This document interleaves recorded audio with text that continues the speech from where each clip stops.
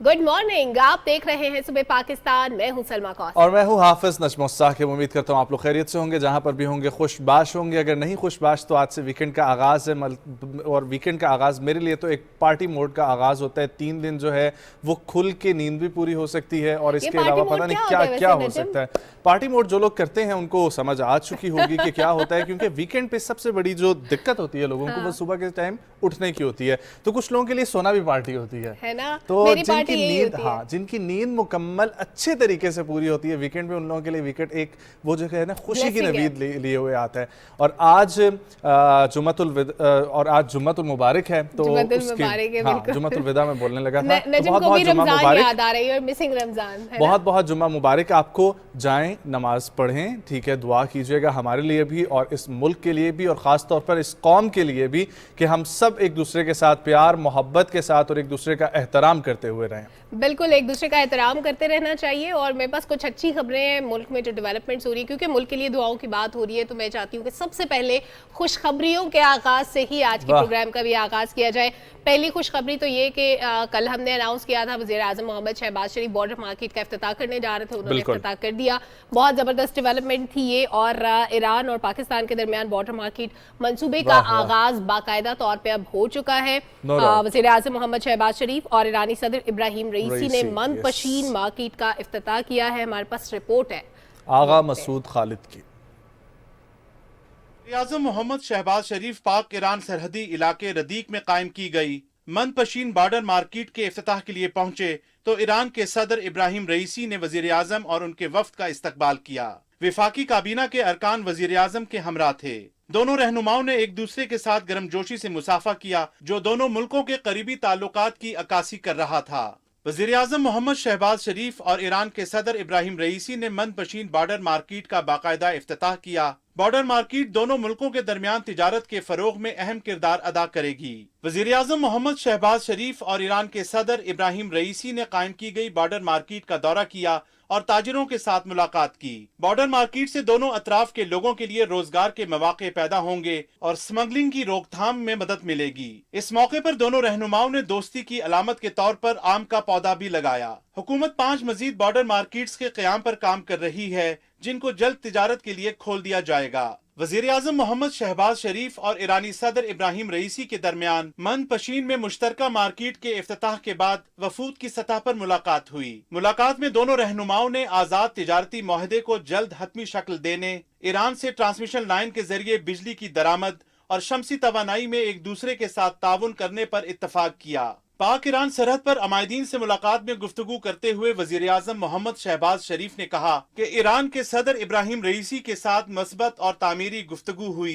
हमें तिजारत, सरमायाकारी, IT और ज़राअत समेत दीगर शोबों में आगे बढ़ना है। फ्री ट्रेड एग्रीमेंट को जल्द से जल्द उसको फाइनलाइज करेंगे इंशाअल्लाह। बिजली की ट्रांसमिशन के हवाले से ईरान से पाकिस्तान मिलकर आगे बढ़ें। CPEC के हवाले से भी वहाँ पर तजावीज़ पेश की। हम इसके ऊपर अमल दरामद करने के लिए तेजी से कदम उठाएंगे। इससे न सिर्फ दोनों ममालिक के दरमियान तजारत बढ़ेगी, जिसके लिए ईरान और पाकिस्तान मिलकर तरक्की और खुशहाली का पैगाम ला सकते हैं। वजीर आजम ने कहा कि दोनों मुल्कों के दरमियान तवानाई के शोबे में ताउन के लिए वफूद का तबादला होगा। चाहते हैं कि पाकिस्तान और ईरान के दरमियान बाहमी ताउन को मजीद फरोग मिले। आगा मसूद खालिद, पाकिस्तान टेलीविजन न्यूज़। क्या बात है। हम ये कब से एक्सपेक्ट कर रहे थे कि ईरान के साथ हमारे ताल्लुकात इसी तरीके से उस्तवार होने चाहिए जो वज़ीर आज़म मोहम्मद शहबाज शरीफ ने स्टेप लिए। यकीनी तौर पर वहाँ पर रहने वाले लोगों के लिए बहुत बड़ा स्टेप है।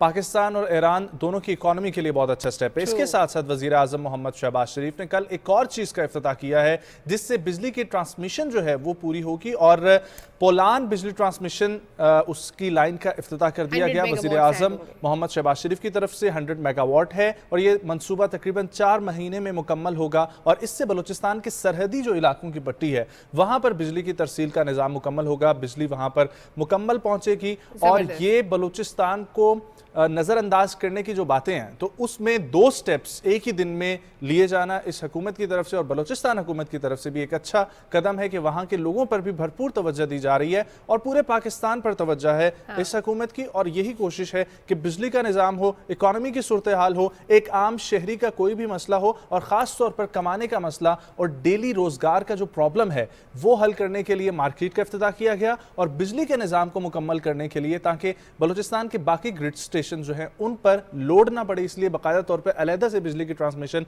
100 मेगावाट जो है वो ओपन की गई और वो मनसूबा जब 4 महीने में मुकम्मल होगा तो यकीनी तौर पर उस इलाके की ये जो बिजली से रिलेटेड प्रॉब्लम्स हैं ये सारे सॉल्व हो जाएंगे। और ये कल के इनिशिएटिव्स थे जिनको आज डिस्कस करना बहुत ज़रूरी था, क्योंकि अच्छी अच्छी खबरों से अगर हम लोग आगाज करें तो हमारा मूड भी अच्छा होता है और आपका भी मूड अच्छा हो जाता है। अब जरा दुनिया की सैर करवाते हैं तमाम लोगों को जो हमें देख रहे हैं, सुन रहे हैं। टाइटैनिक पे बड़ी लोगों ने फिल्में देखी और लोगों को बड़ा इंटरेस्ट था उसकी कहानी में। नहीं, हम जाने नहीं लगे, हम टाइटैनिक के बारे में जानने लगे हैं। आपको पता है उस पर रिसर्च का आगाज हो गया बहरे ओकियानोस में। सोचे इतनी गहराई में वो मलबा पड़ा हुआ, अब उस पर रिसर्च होगी और पहली बार फुल साइज डिजिटल स्कैन किया गया है टाइटैनिक का और इसके लिए डीप सी मैपिंग टेक्नोलॉजी को इस्तेमाल किया गया है। अब इससे पूरे जहाज की मुनफरिद 3D तस्वीर तैयार हुई हैं और लगता ऐसा है कि इसके आसपास पानी मौजूद ही नहीं है और माहिरीन ये एक्सपेक्ट कर रहे हैं ये कैसे हो सकता है? लेकिन वो 3D मैपिंग है ना, तो उसमें ऐसा लग रहा है कि पानी नहीं है आसपास, क्योंकि वो बहुत ज्यादा गहराई में है। सोचे इतने अरसे में वो समंदर की तह में बैठ गया और समंदर कितना गहरा होता है। बिल्कुल क्लियर इमेज है हमारे टाइटैनिक की। हमारा क्या टाइटैनिक, बल्कि हम पूरी दुनिया का टाइटैनिक अब तो पूरी दुनिया का टाइटैनिक हो गया। टाइटैनिक की ये वो क्लियर इमेज है जो इस वक्त वो बहरे ओकियानूस के ज़ेरे ज़मीन जो है पड़ी पड़ा हुई हुआ है। अब ये एक्सपेक्ट किया जा रहा है एक्सपर्ट्स की तरफ से कि इस डिजिटल स्कैन से इस बात पर रोशनी डालने में मदद मिलेगी कि आखिर इस जहाज के साथ हुआ क्या था, क्योंकि ये एक मुअम्मा था जो कभी हल नहीं हो सका। अब इसको गुत्थी सुलझाने की कोशिश की जा रही है इसकी। और ये जहाज 1912 में अपने अव्वलीन सफर पर बरतानिया से अमेरिका जाते हुए बर्फानी तूदे से टकराकर डूबा था, जिसके नतीजे में बहुत सारे लोगों की जान चली गई थी। तकरीबन 1500 से ज्यादा लोग बताए जाते हैं। लोगों को क्या याद आती है, मुझे तो उनकी लव स्टोरी याद आ जाती है।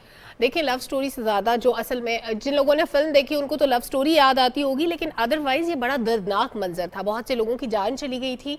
तो ये तो फिर जब कहानियां बनती हैं, फिल्में बनती हैं, तो उसमें इंटरेस्ट पैदा करने के लिए कुछ ना कुछ पैदा कर दिया जाता है उसमें। हाँ, और कितनी ज्यादती हुई थी उस वक्त भी मर्द के साथ बेचारे, और मजलूम कौम बेचारी दिया गया था पानी में। सही बात है। तो और क्या, इसके बारे में बात करनी चाहिए और मैं एज ए मैन एम्बेसडर इसके ऊपर बात करता रहूंगा। ये ज्यादती और ये जुल्म खत्म होना चाहिए। आप जैसे कुछ शायर भी कहते हैं, तुझको मालूम हो कि मर्दों के भी दुख होते हैं। इसका दूसरा मिसरा मैं नहीं सुनाऊंगी क्योंकि वो थोड़ा सा इररिलेवेंट है। ओके, मिस कराएं। आगे बढ़ते हैं और अब जिक्र करते हैं पेरिस का, जहां पर पोपेडो सेंटर था, पोम्पेडो सेंटर, और ये सेंटर मशहूर है सकाफत के लिहाज से, लेकिन इसको 5 साल के लिए बंद कर दिया गया और इसको बुरी खबर ही तस्वुर किया जा रहा है। ऑब्वियसली जो लोग विजिट करते थे पेरिस, उनका बहुत शौक होता था कि फ्रांस की जो उन्होंने चीज़ें देखनी है उसके लिए एक सकाफती लाइब्रेरी और ये सकाफती मरकज़ और वहाँ पर बहुत सारी एग्जीबिशंस होती हैं, लेकिन उसको सयाहों के लिए बंद कर दिया गया और इस पर काम शुरू हुआ है फ़िलहाल, और इस साल ही काम शुरू होना था, मगर 2024 को पेरिस ओलंपिक्स गेम्स की बदौलत तज़ीनो आराइश को 1 साल ताख़ीर की गई और अब 2025 में शुरू होगी। और तब तक क्या किया जा सकता है? इसको बंद कर दिया गया। यस, 2025 तक इंतजार किया जा सकता है। एक और चीज का लोग इंतजार करें। आपको पता है कि मशरक़ वस्ता का सबसे बड़ा फूड कोर्ट बनने जा रहा है। कहाँ पर? वो बनने जा रहा है जनाब दुबई में, क्योंकि इस तरह की सबसे ज्यादा हाई राइज बिल्डिंग्स कहा जाता है कि दुबई में है और ये जो चकाचौंध जिससे लोग इंप्रेस होते हैं वो सबसे ज्यादा दुबई में नजर आती है। तो अब मशरक़ वस्ता का यानी मिडिल ईस्ट का सबसे बड़ा फूड कोर्ट बनेगा यहाँ पे, और सिटी मॉल में 7000 मुरब्बा मीटर का वसी फूड हॉल सजेगा, जिसे मशरक़ वस्ता के सबसे बड़े फूड हॉल्स में से एक करार दिया गया है। इनफैक्ट यही सबसे बड़ा होगा। मार्केट आइलैंड कुल 53 तस्वुरात मुतारिफ कराएगा, जिसमें दुनिया भर के खानों की खासियत मौजूद होगी और इसमें 3500 से ज्यादा अफराद के बैठने की गुंजाइश होगी। लोगों की कैपेसिटी से ज्यादा मुझे लग रहा है यहाँ पे फूड वैरायटी बहुत ज्यादा होगी, क्योंकि टूरिस्ट जाते हैं। क्योंकि 3500 तो और भी कई जगह होंगी जहाँ पर 3500 तो होंगी, लेकिन खाने की वैरायटी सबसे ज्यादा होगी। बड़े फूड कोर्ट का मतलब। और दूसरा, हाँ, बड़े फूड कोर्ट का ये भी है कि मतलब हर कॉन्टिनेंटल का आपको वहां पर फूड मिलेगा और ये बहुत अच्छा होगा। चाइनीज, थाई, इटालियन, पाकिस्तानी सब। अब मैं आपको ये बताता हूँ कि इब्रानी जुबान में लिखी हुई 1100 साल पुरानी इंजील किताब का नुस्खा मिला है और जिसको फरोख्त किया गया है $3 करोड़ 81 लाख में। जी हाँ जी, $3 करोड़ 81 लाख में। और ये किताब रोमानिया में अक़वाम मुत्तहिदा के साबिक सफ़ीर अल्फ्रेडिच मोसिस ने खरीदी है और किताब को इसराइल के अजायब घर में रखा जाएगा। इंजील का ये नुस्खा इंतहाई ज़्यादा कीमत में फरोख्त हुआ है, जो खुद एक रिकॉर्ड बन चुका है। लेकिन ये हाथ से लिखा हुआ नुस्खा है जो तकरीबन 1100 साल पुराना बताया जा रहा है। अच्छा जी, ये तो कदीम नुस्खा था, लेकिन कदीम जगह आपको पता है पाकिस्तान में भी बहुत सारी हैं, और ख़ास तौर पे कले जिनका अक्सर जिक्र होता है। तो पाकिस्तान में मैं आपको लेके चलती हूँ ज़रा जेहलम की तरफ। मेरा इलाका है तो मैं तो ज़्यादा खुशी से बताऊंगी कि जेहलम में कौन कौन सी अच्छी जगह है। एक तो कला रोहतास बहुत ज़्यादा मशहूर है, एक और है कला नंदना उसको कहा जाता है। तारीखी अहमियत इसकी बहुत ज़्यादा है। अब अगर मैं इसकी सारी अहमियत बता दूंगी तो फिर रिपोर्ट का सस्पेंस ख़त्म हो जाएगा। और पिंड दादन खान से ये 16 किलोमीटर मशरिक में एक जगह है जिसका नाम है बागावाला गाँव, और उस गाँव में ये कला मौजूद है। इसकी तारीखी हैसियत क्या है ये मेरा ख्याल है रिपोर्ट में। जी हाँ जी, आबिद कुरैशी रिपोर्ट पेश कर।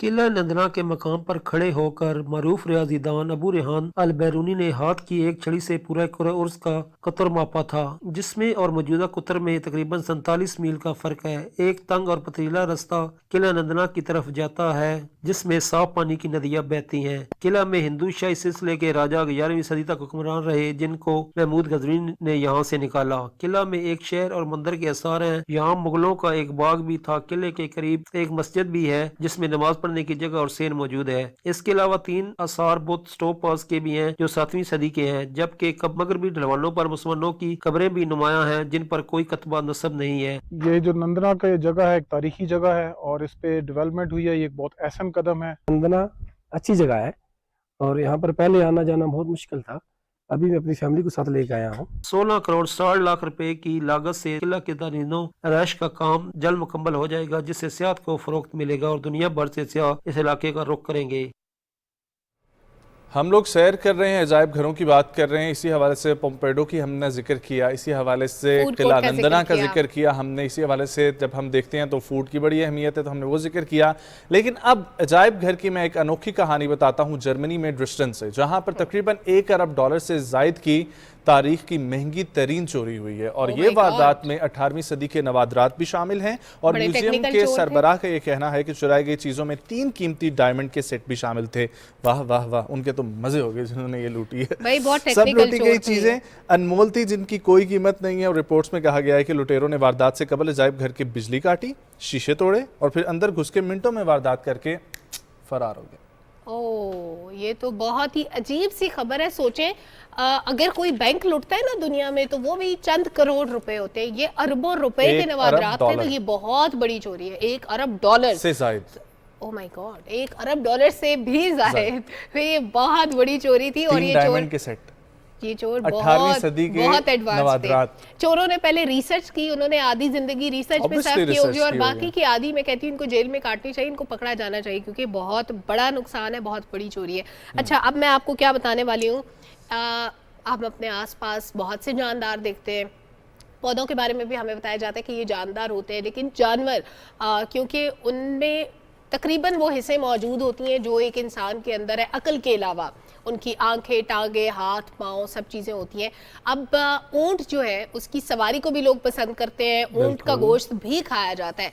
लेकिन आपको पता है कि ऊंट के बारे में एक बड़ी दिलचस्प बात है, उसकी आंख के ऊपर पलकें सिर्फ 3 होती हैं। हमारी तरह इंसानों की तरह बेशुमार पलकें नहीं होती है, बाकी जानवरों की तरह सिर्फ 3 पलकें होती हैं। अब इंटरेस्टिंग बात यह है कि दो जो इसकी होती है ना पलकें, वो आंखों को रेत से बचाती हैं क्योंकि सहराओं में ज़्यादातर ऊंट भागते दौड़ते हैं, वहाँ पे पाए जाते हैं। और जो तीसरी बहुत ही पतली सी लैश होती है तीसरी, वो आंखों को साफ करने के काम आती है। और ये बड़ा इंटरेस्टिंग फैक्ट है, मुझे नहीं पता था। ऊंट बड़े टेक्निकल तरीके से अपनी आंख को बंद करता है। मैंने कभी ऊंट को बहुत करीब से देखा नहीं है, वैसे दूर से ही देखा है। ऊंट को देखा है लेकिन ये वाली चीज़ कभी नोट नहीं की। लेकिन आंखों के बारे में जब हम बात करें, आपको पता है कि जानदारों में और जब हम लोग जानवरों में जिक्र करते हैं सबसे प्यारी आंख किसकी होती है? किसकी?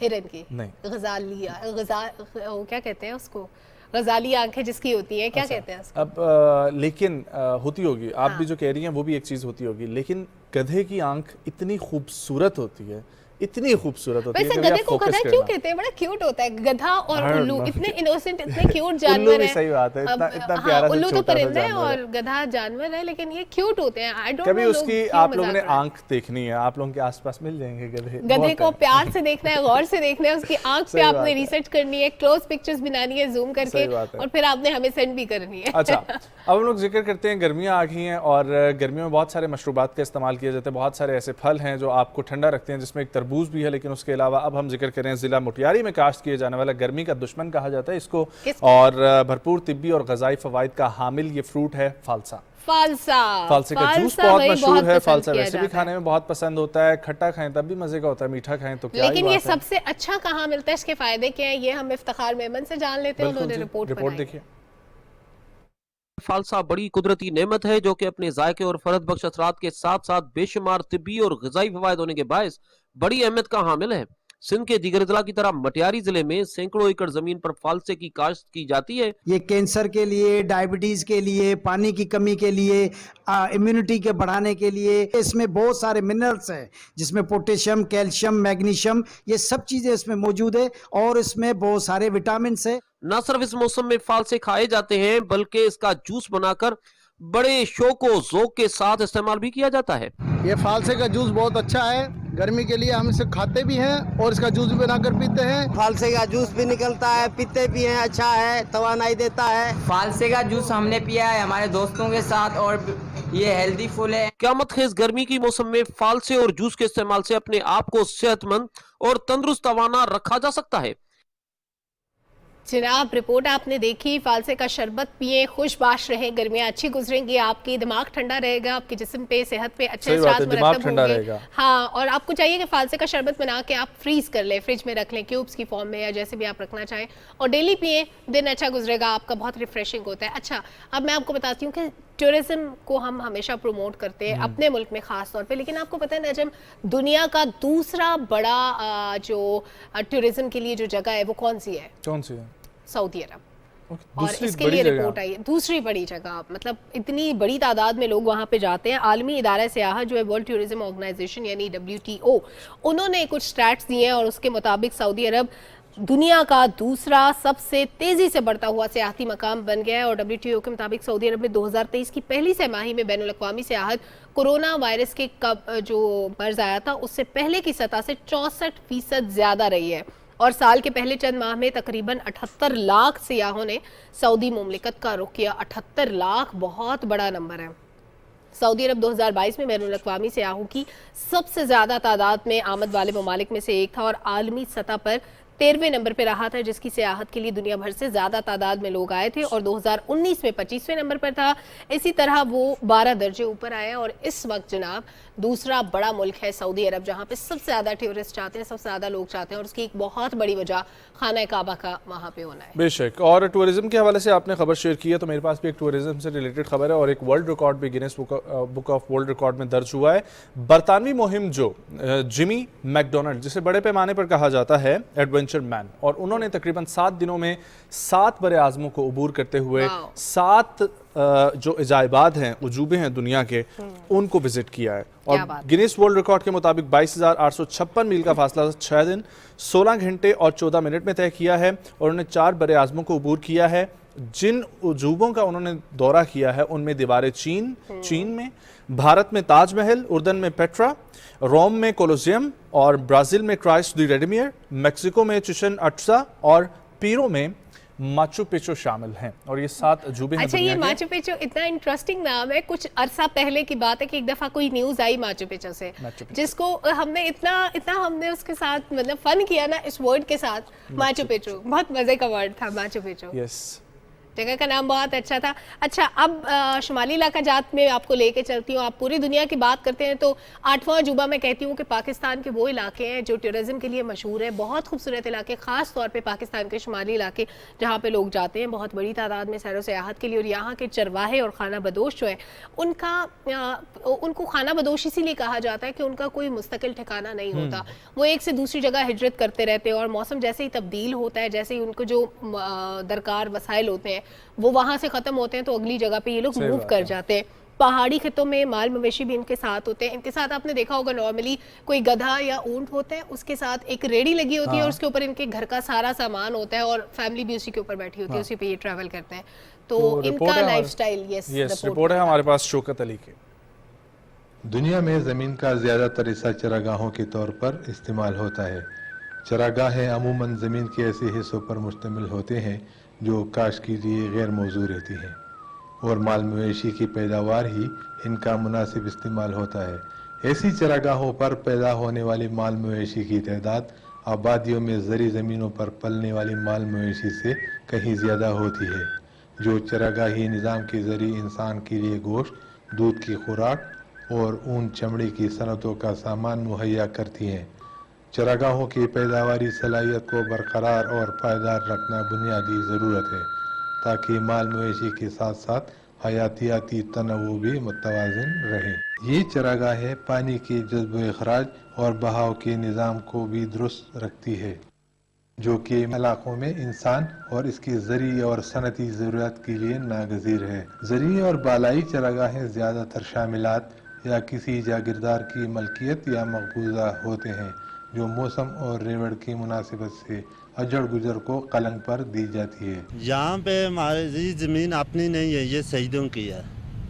ये ज़मीन का हम देते हैं शहीदों को मासूल 7,000 या 8,000 रुपया। चरागाह मालिकान की दिलचस्पी ज़्यादा मवेशी रखने में होती है ताकि उनको ज़्यादा कलंक और काद हासिल हो सके। चरागाहों की पायदारी और बेहतरी में उनको कोई दिलचस्पी नहीं होती। सर्दियों में ज़री चरागाहों पर मवेशियों के लिए खुराक की कमी रहती है, जिसके सबब अजड़ या तो चारे के फजलात या दरख्तों के पत्ते खरीदते हैं या उनके रेवड़ गंदगी के ढेरों और गली कूचों में चराई पर मजबूर होते हैं और मवेशी की बीमारी और अमवात के मसाइल बढ़ जाते हैं। गर्मियों में बालाई चरागाहों पर मवेशियों के लिए चारा वाफिर मकदार में मौजूद होता है और उनकी सेहत बेहतर रहती है। ज़री चरागाहों में तकरीबन 7,000 अजड़ गुजर खानदान सर्दियों के 5 महीने गुजारते हैं और बहार का मौसम शुरू होने पर बालाई चरागाहों की तरफ कूच करते हैं। ज़री और बालाई चरागाहों में अच्छे घरोंदों या खेमों जैसे आरजी मस्कनों में रहते हैं। इनके पास तकरीबन 10 लाख भेड़ बकरियां छोटे बड़े रेवड़ों की सूरत में मौजूद है, जो सालाना 6 अरब रुपए का गोश्त कौमी मंडी में मुहैया करते हैं। और कभी आप लोगों का जाना हो कश्मीर में तो वहाँ पर आपको बहुत ये बकरियों के रेवड़ और भेड़ों के रेवड़ देखने में मिलेंगे। 200-200, 300-300 ये भेड़ और बकरियां आपको रोड पर जाती हुई मिलेंगी, जो रास्ता आपका ब्लॉक कर लेती हैं। कितना अच्छा लगता है ना, देखिए कितनी डिसिप्लिन्ड बकरियां और भेड़ें होती हैं। बहुत अच्छा लगता है आपको इस तरीके से पाकिस्तान की सैर करके। वेल, एक ब्रेक शामिल करते हैं। ब्रेक से जब वापस आएंगे कंटिन्यू करेंगे अपने प्रोग्राम को, टॉपिक की तरफ और गेस्ट की जानिब बढ़ेंगे। कहीं मत जाएं, सुबह पाकिस्तान के साथ रहें।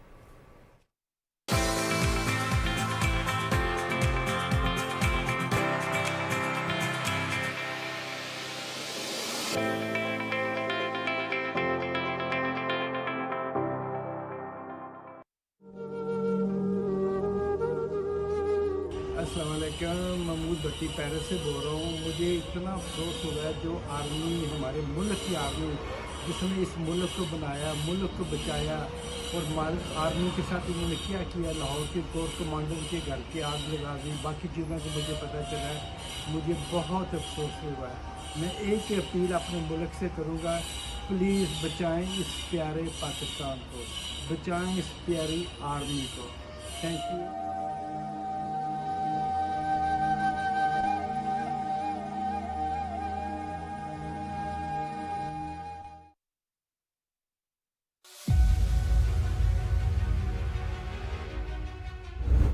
मोदी हुकूमत ने कश्मीरियों से उनके तमाम हुकूक छीन लिए हैं। आर्टिकल 370 की मनसूखी के बाद मकबूजा जम्मू कश्मीर में इंसानी हकूक की खिलाफ वर्जियाँ खतरनाक हद तक पहुँच गई हैं। मकबूजा जम्मू कश्मीर में तशद्दुद, मावराए अदालत कत्ल और बिला जवाज गिरफ्तारियाँ रोज़ का मामूल हैं। भारत कश्मीरियों की हक़ खुद इरादियत की जिद्दोजहद को कुचलने के लिए काले क़वानीन का इस्तेमाल कर रहा है।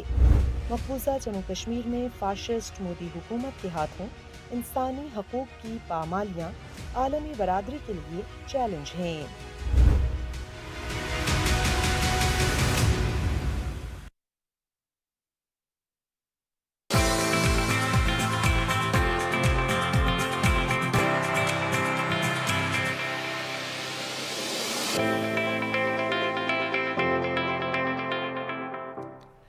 वेलकम बैक नाजरीन। सुबह सवेरे बात हो तो बहुत सी खबरों के साथ सेहत की बात कैसे ना हो। सबसे इंपॉर्टेंट चीज़ है, कहते हैं कि जान है तो जहान है, और जब हम सेहत की बात करते हैं हम मेंटल हेल्थ को इग्नोर कर देते हैं। तो मेंटल हेल्थ अवेयरनेस के लिए 15 मई से 21 मई तक हफ्ता मनाया जाता है आगाही के लिए, ताकि लोग ये जान सकें कि जहनी मसाइल या वो मसाइल जिनका ताल्लुक आपकी नफ्सियात से होता है वो कितने अहम हैं, वो कितने इग्नोर किए जाते हैं, उनको कितना इलाज की ज़रूरत होती है, इस पे बात करने की बहुत ज़्यादा ज़रूरत है। तो आज हम इसी टॉपिक पे बात करेंगे कि मेंटल हेल्थ से रिलेटेड इश्यूज बेसिकली हैं क्या, क्यों बहुत ज़्यादा बढ़ते जा रहे हैं, और हमारी फिजिकल हेल्थ से इसका कितना ताल्लुक होता है। और हम जब मेंटल स्ट्रेस की बात करते हैं तो हमारे ओवरऑल बिहेवियर्स पे इसका इम्पैक्ट बड़ा होता है। हम गुस्सा करने लग जाते हैं, हम बहुत ज़्यादा एंजाइटी का शिकार हो जाते हैं, हम खुदकुशी के बारे में सोचना शुरू कर देते हैं, हम दूसरों को मारने पे उतर आते हैं। ये सब क्यों होता है? बिल्कुल जी, हमारे साथ जो शख्सियत मौजूद हैं, very senior consultant psychiatrist, professor of psychiatry,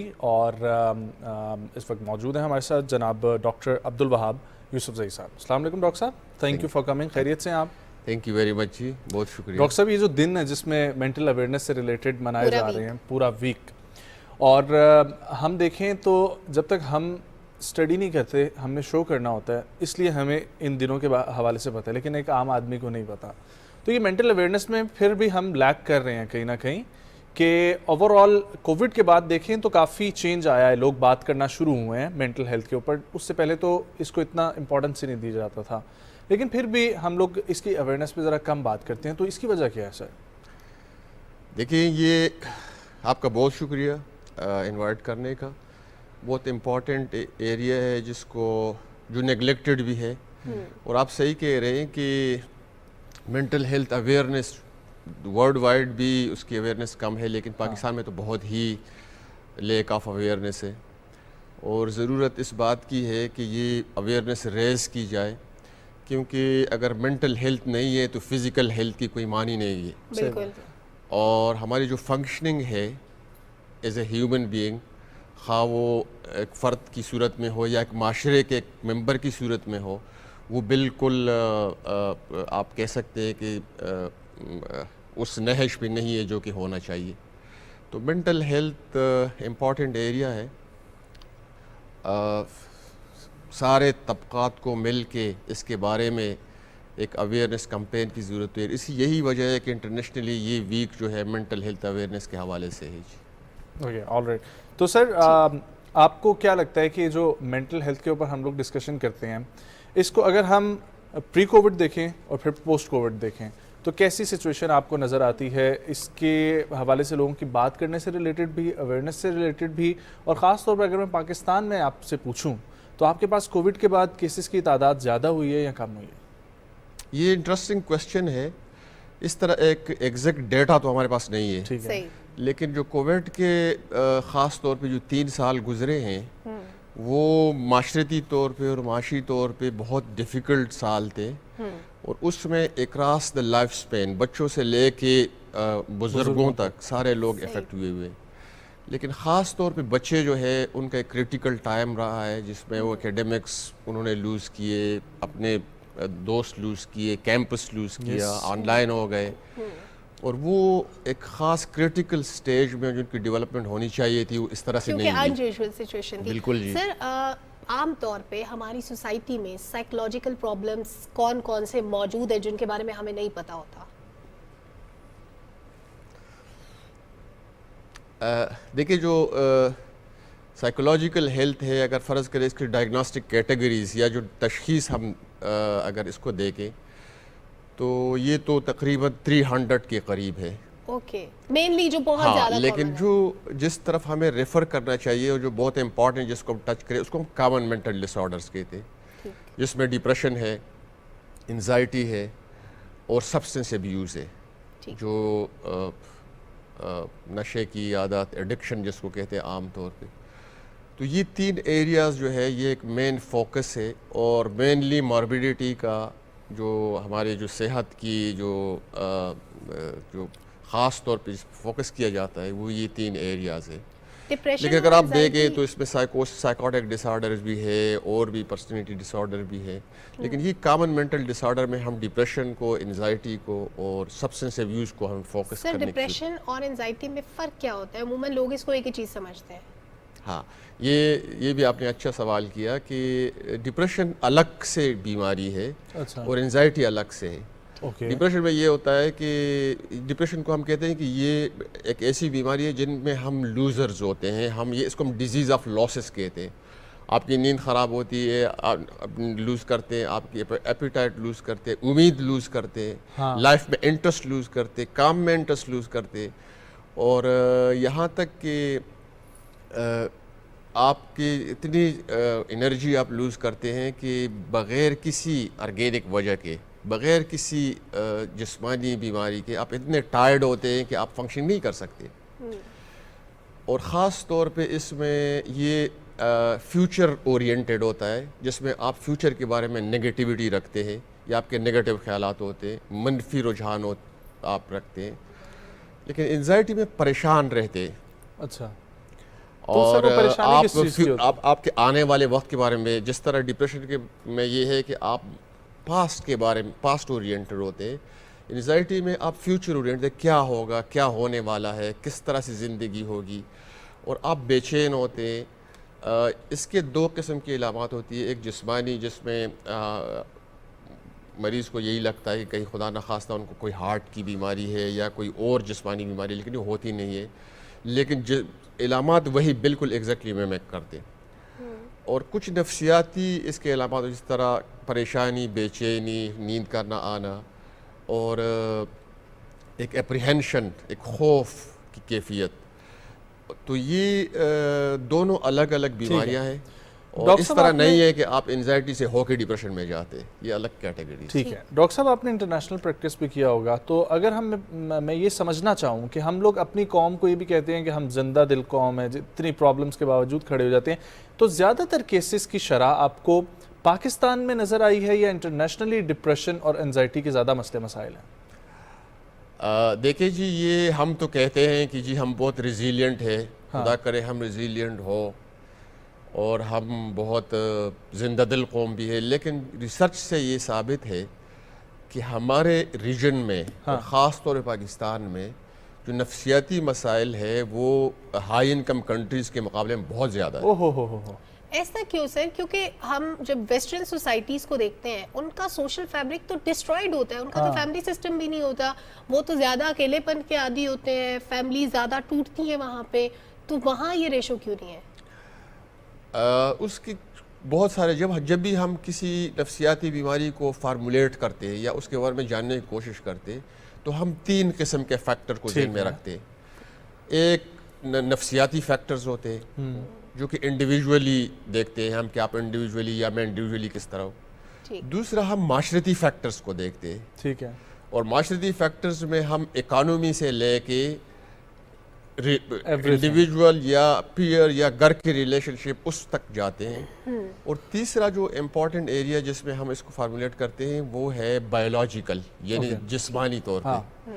तो हम हो सकता है कि इंडिविजुअल जो माशरत नफ्सियाती तौर पे तो वो ठीक हो, लेकिन हमारे माशरती मसाइल और हमारे जिस्मानी मसाइल इतने हैं जिसकी वजह से हमारी नफ्सियाती मसाइल को अगर हम ये फैक्टर्स इग्नोर करें तो वो हम नहीं एड्रेस कर सकते हैं।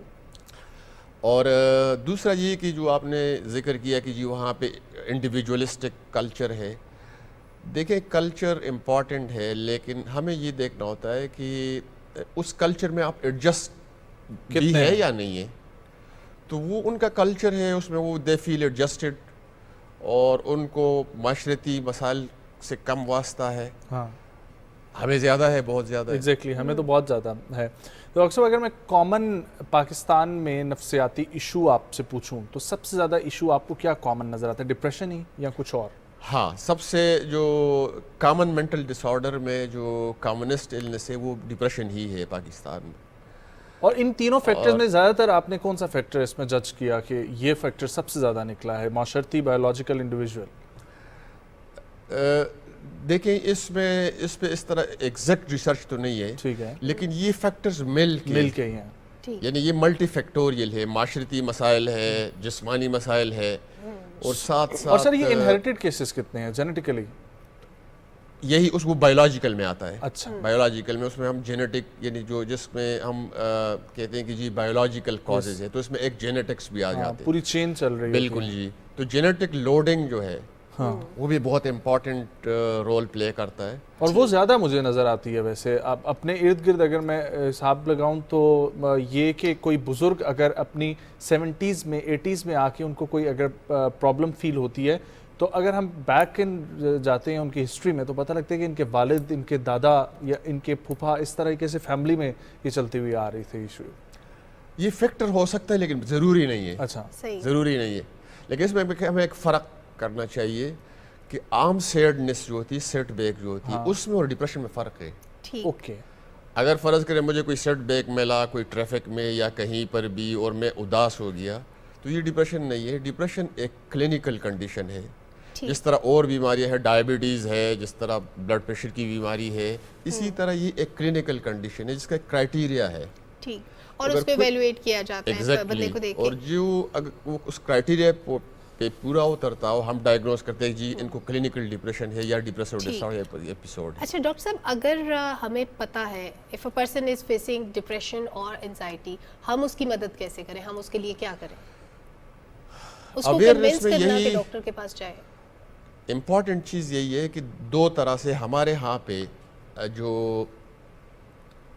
एक टर्म है जो हम यूज़ करते हैं उसको कहते हैं ट्रीटमेंट गैप। अगर 100 लोगों में, मिसाल के तौर पे 100 लोगों को इलाज की ज़रूरत है, फार्मल इलाज की ज़रूरत, तो उनमें से अनफॉर्चुनेटली 85 लोग नहीं जाते, ओनली 15 हेल्प सीक करते। सैड।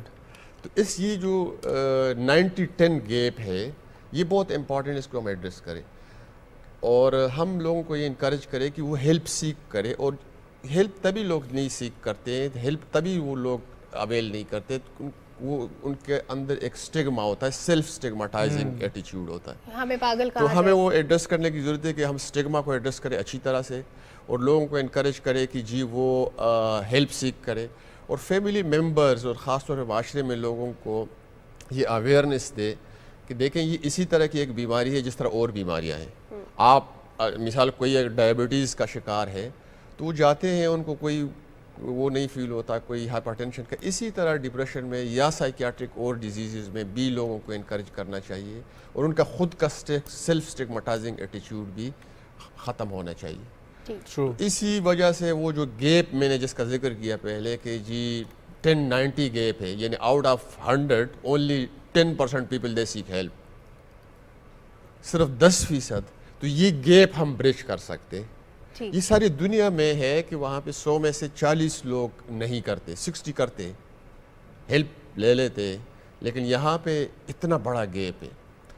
अब इसमें मीडिया का बहुत बड़ा रोल है और इंडिविजुअली भी हमारा और माशरे का भी बड़ा रोल है कि इसको हम एड्रेस कर सकते। वेल डॉक्टर साहब, thank you so much for coming.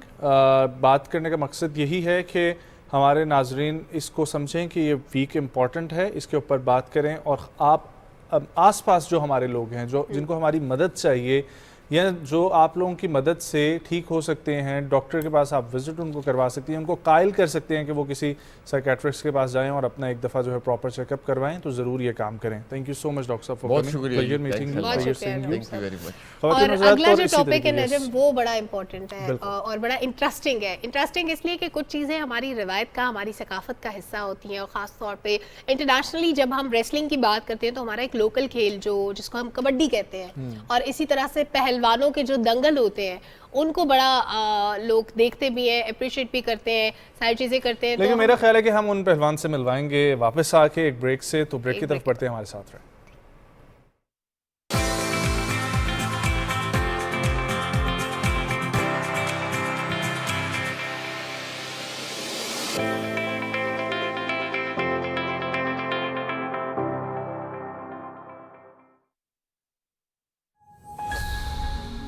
एक नंबर नोट करें सर, मेरी शहादत की सूरत में सबसे पहले इस नंबर पे इतला करें। सर ये अपनी अंगूठी वापस रख लें। ये क्या?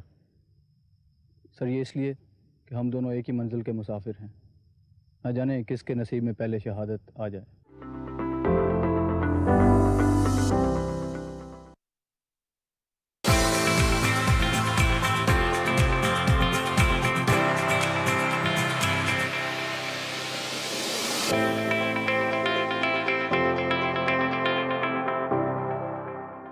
वेलकम बैक जी। सुबह पाकिस्तान में आपको एक बार फिर से खुश आमदीद कहते हैं। जी सलमा, आप किसी से मिलवाने वाले थे? मैं बिल्कुल मिलवाने वाली थी, बताने वाली थी, लेकिन आपने कहा ब्रेक जरूरी है, तो मैंने कहा आपका कहा कैसे टाला जा सकता है ना? मैंने बोला आप बिल्कुल, तो मैं आपकी मुलाकात करवाने वाली थी रुस्तम पाकिस्तान दंगल जो हुआ था लाहौर स्टेडियम में, पंजाब स्टेडियम में, उसमें बड़ा इंटरेस्टिंग जो विनर रहे। हाँ एग्जैक्टली। अच्छा, ये बहुत ज्यादा इंटरेस्टिंग जोड़ था। आपको पता है ये जो मुकाबला था इतना इंटरेस्टिंग इसलिए था कि मुकर्ररा वक्त में कोई पहलवान एक दूसरे को नहीं पछाड़ सका। 20 मिनट के बाद दोनों पहलवानों को 5-5 मिनट एक दूसरे को गिराने के लिए एक्स्ट्रा दिए गए, इसमें भी कोई कामयाबी हासिल नहीं कर सका। दोनों इतने कॉम्पिटेंट थे, एक दूसरे को नहीं गिरा सके। फिर फ्री स्टाइल मुकाबला हुआ जिसमें एक पॉइंट जो मिलता होता है एक्स्ट्रा, उस पे जमान अनवर जानी ने आसिफ पहलवान मोची को हरा के रुस्तम पाकिस्तान का टाइटल अपने नाम किया। तो रुस्तम पाकिस्तान हमारे साथ मौजूद है। बिल्कुल जी, रुस्तम पाकिस्तान से आपकी मुलाकात करवा रहे हैं, हमें ज्वाइन करें वीडियो लिंक के जरिए। हमारे साथ मौजूद हैं रुस्तम पाकिस्तान जनाब जमान जानी पहलवान साहब। अस्सलाम वालेकुम, कैसे हैं आप? खैरियत से हैं? बहुत शुक्रिया ज्वाइन करने के लिए।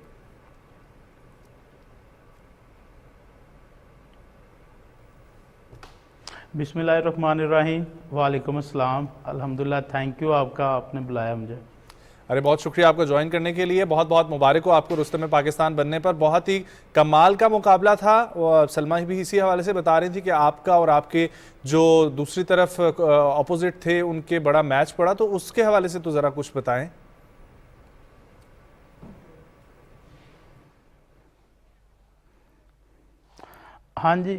हाँ जी, ये मैच तकरीबन 20 मिनट का राउंड था पहला, जिसमें जो देसी कुश्ती होती है, हमारी रवायती कुश्ती है, उसमें होता है कि कमर लगानी होती है।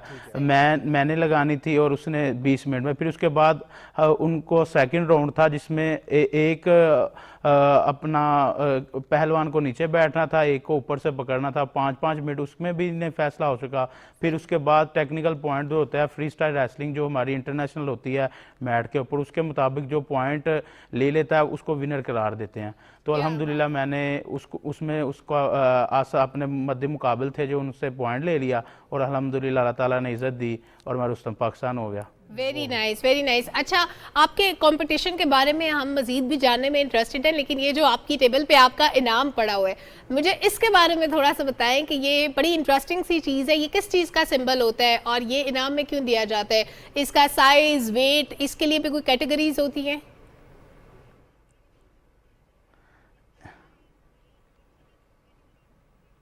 नहीं, ये पाकिस्तान का सबसे बड़ा टाइटल है। तो इसको एज अजाज दिया जाता है। ये पुराने वक्तों से चला आ रहा है। इसको गुर्ज बोलते हैं, कोई बुर्ज भी बोलते हैं। तो ये एक रवायती जो होता है ना, ये ट्रॉफी बनाते हैं, इसको गुर्ज बोलते हैं।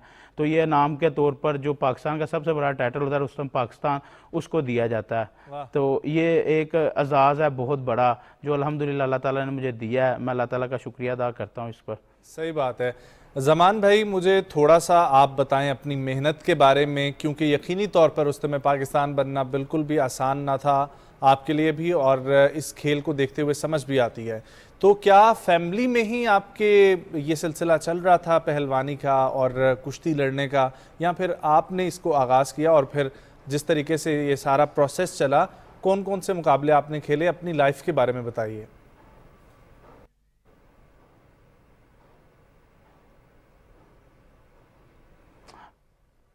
हाँ जी, ये मेरे समझ ले कि ख़ानदानी गेम है। मेरे ताया अबू भी करते थे, फिर अब्बू ने भी की, चाचू ने भी, मेरे 3 बड़े भाई हैं, सब यही पहलवानी करते थे। उनकी तरफ से देख के मुझे शौक़ पड़ा और मैंने भी अखाड़ा ज्वाइन किया। फिर पहले तो थोड़ा सा ज़रा अजीब लगता था, लेकिन उसके बाद जब पूरी तरह इसमें दाखिल हो गए तो फिर अल्हम्दुलिल्लाह मैं इसको 13-14 साल से कर रहा हूँ रेसलिंग को। और अल्हम्दुलिल्लाह पाकिस्तान में और इंटरनेशनल सैफ गेम में मैं अपना रिसेंटली गोल्ड हुआ हूँ और कॉमनवेल्थ गेम में सिल्वर मेडल हुआ हूँ। वर्ल्ड बीच जो है गेम उसमें मैं ब्रोंज मेडल हुआ हूँ और इस साल अल्लाह ताला ने ये रुस्तम पाकिस्तान का टाइटल था जो पिछले 7 माह से चल रहा था।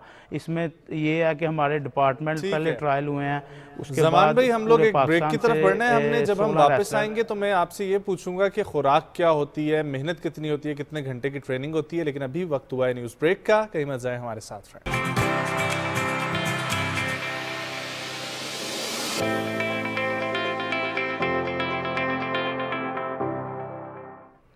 वेलकम बैक नाजरीन। बड़ी मज़ेदार गुफ्तगू जारी थी ब्रेक से कबल और हमारे मेहमान हमारे साथ मौजूद हैं ज़मान अनवर जानी जो कि रुस्तम पाकिस्तान का टाइटल अपने नाम कर चुके हैं।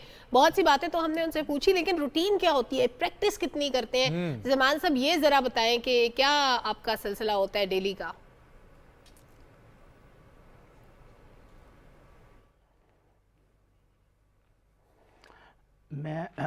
हम सुबह फजर के बाद उठ जाते हैं, उठकर अपना कुछ हल्का फुल्का खा लेते हैं, कुछ शरबत पी लेते हैं या मुरब्बा वगैरह जो भी होता है उसको खाने के बाद हम ट्रेनिंग पर चले जाते हैं। पहले हम करते हैं रनिंग करते हैं, फिर उसके बाद जिम ट्रेनिंग का दिन हो तो जिम करते हैं। अगर मिट्टी कुश्ती का दिन हो यानी कि खाड़ा देसी कुश्ती जिसको देसी मेहनत बोलते हैं, हम एक एक दिन दोनों को देते हैं। फिर एक दिन कोर्ट का रखते हैं, फिर वो 2 से 2.5-3 घंटे का सेशन होता है। उसके बाद हम घर आते हैं और घर आकर जो अपना प्रोटीन ले लेते हैं थोड़ा सा। फिर उसके बाद थोड़े से दलिया वगैरह 2-3 अंडे ले लिए, वाइट एग्स जो लेते हैं सिर्फ। और उसके बाद दोपहर में 1-2 घंटे का रेस्ट लेकर फिर दोपहर में जो भी देसी खाना घर में बनवाते हैं, स्पेशल बकरा हो गया या अपना मुर्गा देसी मुर्गा हो गया, उसके साथ 1-2 रोटी ले के ना, तो फिर इस तरह ही हम रेस्ट करते हैं, फिर चलता रहता है काम। बहुत खूब ज़मान भाई, मुझे ट्रेनिंग ये का बताएं कि शुरू हो जाता है, फिर 2 घंटे रेस्ट करने के बाद ट्रेनिंग का नेक्स्ट सेशन शुरू। ज़मान भाई मुझे ये बताएं कि जिस तरीके से इतना आप लोग पंजाब के कल्चर को आपने ज़िंदा रखा हुआ है और ख़ास तौर पर इस गेम को ज़िंदा रखा हुआ है, ये बहुत इंपॉर्टेंट है और इसके लिए आप सबकी हौसला अफजाई की जानी चाहिए। मुझे थोड़ा सा अपने अखाड़े के बारे में बताएं कि जो अखाड़ा होता है जिसमें कुश्ती लड़ी जाती है उसका साइज़ कितना होता है, उसमें किस मिट्टी का इस्तेमाल किया जाता है और उसकी क्या पैरामीटर्स होते हैं, कैसे वो अखाड़ा बनाया जाता है?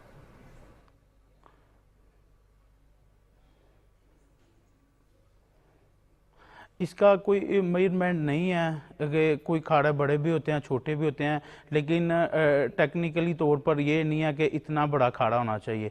लेकिन ये है कि इसकी ना जो है ना खाड़े के अंदर खड़े होने की जगह और उसके पीछे जो है तकरीबन इतनी जगह होनी चाहिए कि कुश्ती जो हो सके। इसकी मेजरमेंट नहीं होती, कोई बड़े भी खाड़े होते हैं छोटे भी। हम जिसमें ट्रेनिंग करते हैं वो बड़ा खाड़ा जिसमें कुश्ती जिसमें फाइट आ जाती है, किसी टाइम वो छोटा आ जाता है। लेकिन इसमें ये रूल होता है कि अगर एक्शन अंदर से हुआ है तो फिर तो बाहर जाकर अगर गिर गया तो फिर कुश्ती हो जाती है, यानी कि जिस फातह करार हो जाता है। अगर बाहर जाके गिरा, बाहर से ही एक्शन हुआ तो फिर नहीं होती। तो इसकी कोई मेजरमेंट नहीं होती। तो लेकिन ये है कि इस तरह का ही ना इसके अंदर जो मिट्टी होती है वो जिसको पल बोलते हैं, वो नरम मिट्टी होती है जिसमें रेत ना हो और जिसमें ये रोड़े वगैरह ना हो। तो इस तरह की मिट्टी स्पेशल तौर पर ना तैयार की जाती है और उसके बाद जब ये ला के डाली जाती है फिर इसको हम निकालते हैं, छानते हैं, रेत निकालते हैं अंदर से, तो फिर इस तरह ये खाड़ा तैयार होता है। बड़ी मेहनत से अखाड़ा तैयार होता है। ज़मान साहब ये बताएं कि कुश्ती और कबड्डी में फ़र्क क्या होता है?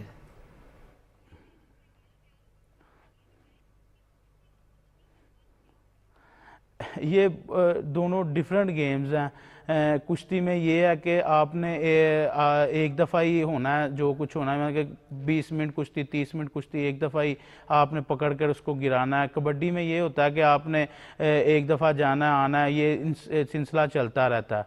तो ये दोनों डिफरेंट गेम्स हैं।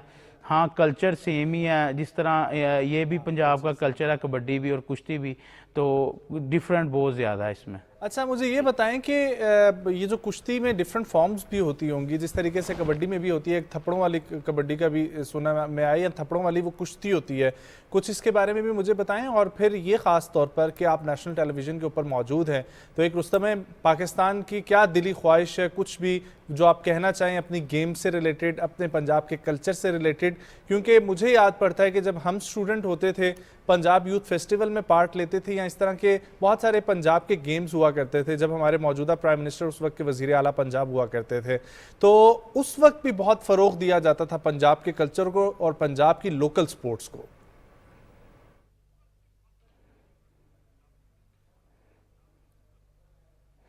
हाँ जी, जो हमारे वज़ीर आज़म हैं इस टाइम, वज़ीर आला, उनका ख़ुद भी ताल्लुक़ पहलवानी ख़ानदान से है। वो मियाँ मोहम्मद नवाज शरीफ साहब भी पहलवानी करते रहे हैं। तो ये जो कल्चर है, ये पंजाब की सकाफ़त भी है और पंजाब की शान भी है। तो इस कल्चर के लिए ही ये मैं रिक्वेस्ट करूँगा वज़ीर आज़म पाकिस्तान से कि जिस तरह का ये दंगल हुआ है, इस तरह के दंगल होने चाहिए।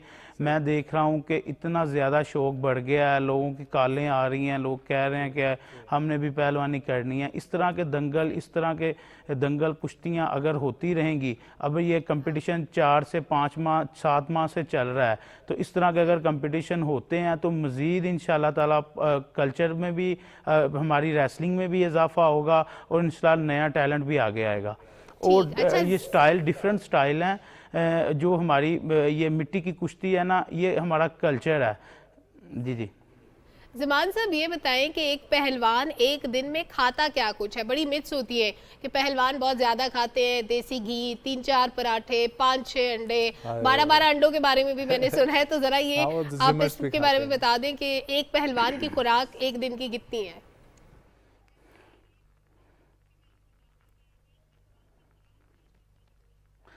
हाँ जी, पहले यही सुना था, लेकिन मेरी रूटीन ज़रा डिफरेंट है। मैं हर चीज़ को ना टाइम से के हिसाब से लेता हूँ, मील बाय मील चलता हूँ। हम मॉर्निंग में उठे हैं तो हमने पहले थोड़ा सा शरबत या मुरब्बे वगैरह लेकर हमने ट्रेनिंग करनी है। उसके बाद ट्रेनिंग के बाद प्रोटीन ले लेना, वो दूध से ले लें या अंडों से ले लें, या प्रोटीन जो होता है बना होता है डब्बे वाला, वो भी ले लेते हैं। उसके बाद हमने थोड़ा सा दलिया लेना होता है जिसमें कार्ब्स वगैरह आ जाते हैं, थोड़ा सा ब्रेड ले लिया, तो इस तरह ही ना चलता रहता है काम। फिर उसके बाद थोड़े से बादाम भी हम, जो शरदाई जिसको बोलते हैं, वो लेते हैं। फिर उसके बाद हम ना 2 से ढाई घंटे ना कुछ नहीं लेते, रेस्ट करते हैं। फिर 12 बजे जो दोपहर का खाना होता है उसमें हमने देसी खुराक ले लेते हैं, जिसमें बकरा हो गया या देसी मुर्गा हो गया। इसके साथ हमने एक आधी जिसको फुल्का या रोटी बोलते हैं वो लेकर, तो फिर उसके बाद 1 गिलास दूध का पी लेते हैं और फिर जोहर की नमाज़ पढ़कर थोड़ी देर रेस्ट करते हैं। रेस्ट करने के बाद असर टाइम हम उठ के नमाज़ पढ़ के फिर क्लब चले जाते हैं। फिर नेक्स्ट सेशन शुरू हो जाता है। नेक्स्ट सेशन इस तरह 2-2.5 घंटे चलता है। फिर उधर ही बादाम आ जाते हैं, जो शरदाई जिसको बोलते हैं, वो पीते हैं। उसके बाद घर आकर फिर वो सेम रूटीन, खाना, दूध, और यानी कि इतना खास नहीं है कि 12-12 अंडे। मैं डेली के 2-3 एग वाइट लेता हूँ बस। तो उसके अलावा दलिया ज़्यादा मैं ले लेता हूँ शाम में। फिर इस तरह ही है कि खाना और उसके बाद थोड़ा सा दूध वगैरह, और फिर इशा की नमाज़ पढ़ने के बाद फिर हम लेट जाते हैं, यानी कि स्लीपिंग मूड में चले जाते हैं। बहुत खूब, और सलामत रहें, इसी तरीके से है ना वो चलते रहें। और बड़ी खुशी हुई आपसे बात करके भी ज़मान भाई, अल्लाह आपको इसी तरीके से कामयाब रखे, आप आगे भी रहें। आखिरी सवाल मैं आपसे ये पूछना चाहूँगा कि जो लोग आना चाहते हैं, इस स्पोर्ट्स में, इस पे मेहनत करना चाहते हैं, बच्चे जो इस वक्त देख रहे हैं, पंजाबी कल्चर को पसंद करते हैं, उनके लिए आप क्या कहना चाहेंगे? और एक पहलवान पर कितनी मेहनत होती है ये तो आपने बताया, लेकिन आया इसको बचपन से ही शुरू करें तो कैरी किया जा सकता है, या 15, 16, 17 साल की उम्र से भी आगाज़ किया जा सकता है पहलवानी का?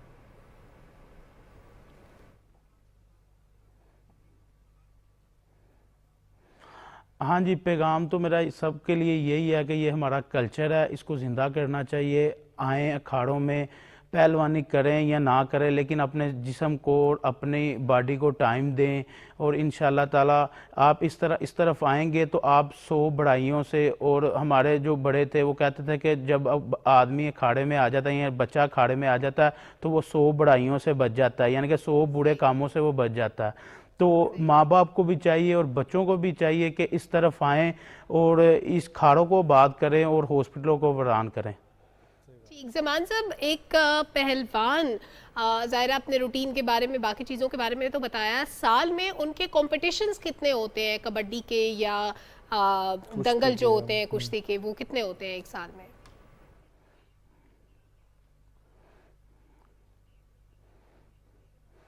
ये कंपटीशन इस तरह के रुस्तम पाकिस्तान का ये 4 साल बाद हुआ है, 2019 को हुआ था, अब 2023 को हो रहा है। तो ये कंपटीशन का 2 साल बाद या 1 साल बाद या इस तरह का कोई मेन्यू सेट कर बनाना चाहिए कि ज़्यादा से ज़्यादा कंपटीशन होने चाहिए। तो देसी कुश्ती के कंपटीशन तो बहुत कम है, लेकिन जो मर्द कुश्ती है, मैट की कुश्ती है, उसके कंपटीशन होते हैं। इंशाल्लाह ताला लास्ट ईयर कॉमनवेल्थ गेम में मैं सिल्वर मेडल हुआ हूँ और कोशिश कर रहा हूँ कि इंशाल्लाह ताला इस दफ़ा ओलंपिक क्वालिफाई राउंड में जाऊँ और पाकिस्तान के लिए ओलंपिक क्वालिफाई करूँ और इंशाल्लाह ताला पाकिस्तान के ओलंपिक में मेडल जीतूँ, और इसके लिए तैयारी है। तो इंशाल्लाह ताला अल्लाह करम करेगा। बहुत खूब। और ये माशाल्लाह से आपको देखकर ना बड़ी खुशी इस वजह से भी हो रही है कि पंजाब के कल्चर की ना नुमाइंदगी झलक रही है आपके अंदर से, आपकी एक तो ज़बान के लहजे में भी, और जो पंजाबियों की एक मिठास होती है, और फिर दूसरी चीज़ ये कि जो आपकी ये पगड़ी है, ये जो इज़्ज़त होती है हमेशा, फिर यकीनी तौर पर हम लोग जब पहलवानों को देखते हैं तो उनका धोती बांधना, वो कुर्ता और उसके ऊपर पगड़ी का होना, और अक्सर शिमला वाली पगड़ें भी होती हैं, तो इसके बारे में भी ज़रा कुछ बताएं।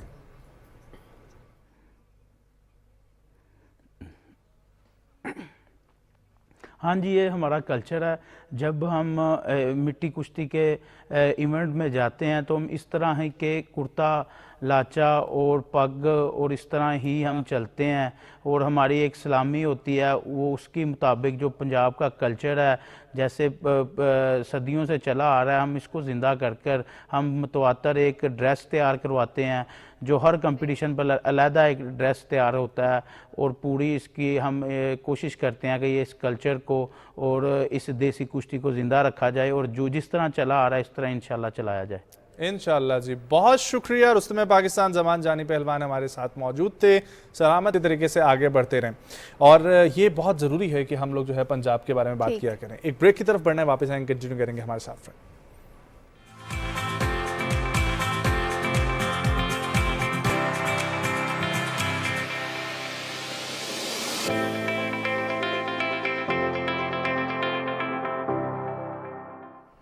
वेलकम बैक नाजरीन। किताब से मोहब्बत अभी ख़त्म नहीं हुई। किताब पढ़ने के शौकीन लोग हर तरह का, आपका अपने ज़ौक़ की बात है, आपको शायरी पसंद है, नसर पसंद है, आपको गज़लें पसंद है, या फिर आपको नावल, अफसाने, इस तरह की चीज़ें पसंद है। डिपेंड्स कि आप क्या पढ़ना चाहते हैं, उर्दू में पढ़ना चाहते हैं, अंग्रेज़ी में। लेकिन कुछ अच्छे एडिशंस जो होते हैं उनको हम आपके साथ ज़रूर शेयर करते हैं। ये किताब जो मेरे हाथ में आप देख रहे हैं, कलाबंद शहज़ादी, बहुत ज़बरदस्त किताब, बहुत खूबसूरत किताब। इस किताब की मुसन्निफ़ा हमारे साथ मौजूद होंगी, उनका नाम अभी नहीं बताऊंगी, सस्पेंस खत्म हो जाएगा। किताब बहुत इंटरेस्टिंग है, लेकिन इसके साथ साथ नसर के हवाले से जितना काम पाकिस्तान में हो चुका है, हम देखते हैं कि आए रोज़ मुख्तलिफ शायरों को हम सोशल मीडिया प्लेटफॉर्म्स पे देख रहे होते हैं। शायरी में जितना काम हो रहा है वो तो ठीक है, लेकिन नसर के लिए कितना काम हो रहा है, उसमें हमें कितने बड़े नाम इस वक्त मौजूद है मौजूदा दौर में। और फिर उसके बाद जब नावल निगारी की बात होती है, अफसाना निगारी की बात होती है, चंद बड़े नाम ऐसे थे जो दुनिया से चले गए, लेकिन आज भी उनकी किताबें उर्दू अदब का असासा है।